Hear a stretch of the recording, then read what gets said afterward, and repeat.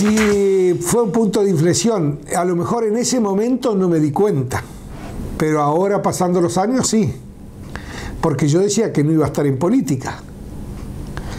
Y después de tanto te das cuenta que desde la política y desde la participación se pueden cambiar las cosas. Vos me preguntás si el corte de ruta fue la única opción viable. Y en ese momento creo que sí, porque no había diálogo. Se llegó a una parte extrema porque no había diálogo.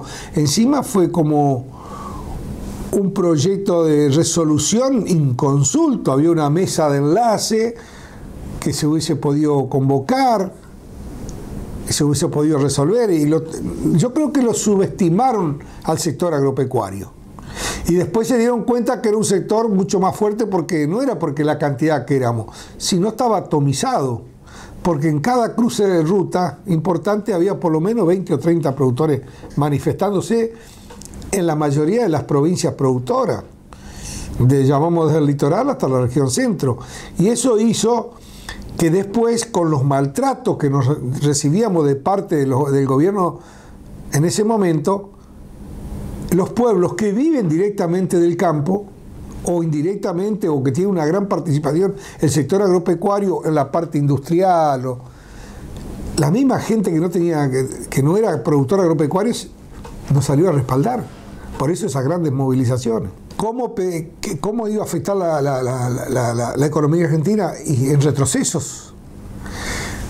Tuvimos la peor cosecha de trigo de la historia de los últimos 70 años. ¿Por qué? Por las retenciones. Se liberaron las retenciones de trigo en el gobierno de Mauricio Macri. Teníamos unas retenciones del 21%, creo, del trigo. Y aumentó el 40% la producción de trigo. Y ahora va a aumentar el 60% con relación. Quiere decir que la baja de las retenciones se pagó con creces. Por eso cuando dice las retenciones del campo, hablan nada más que políticamente, pero de números no conocen. Porque eso va a generar más producción y las retenciones se licúan. Pero ya se está acordando un acuerdo con Brasil para exportar 5 millones de toneladas de trigo. Y antes no nos alcanzaba el trigo, y hasta tenemos dudas que no tuvieron que, sino que lo hicieron tan bien, si no se importó harina desde el Uruguay a la Argentina. Una vergüenza. El campo actual hoy está pasando por un muy mal momento en algunos lugares, por la seca del año pasado, por las grandes lluvias se perdió casi toda la cosecha. No nos olvidemos que se perdieron más o menos aproximada a 8.000 millones de dólares. El campo perdió por una cuestión climática, que la estamos pagando todos los argentinos. 8.000, la parte primaria.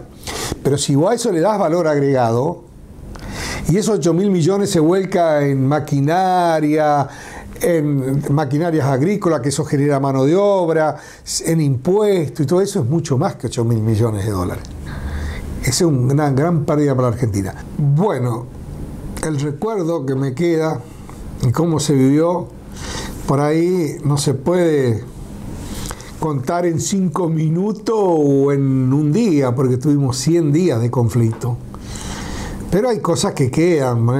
El conflicto fue un conflicto innecesario, porque si hubiese habido diálogo, no hubiese habido conflicto.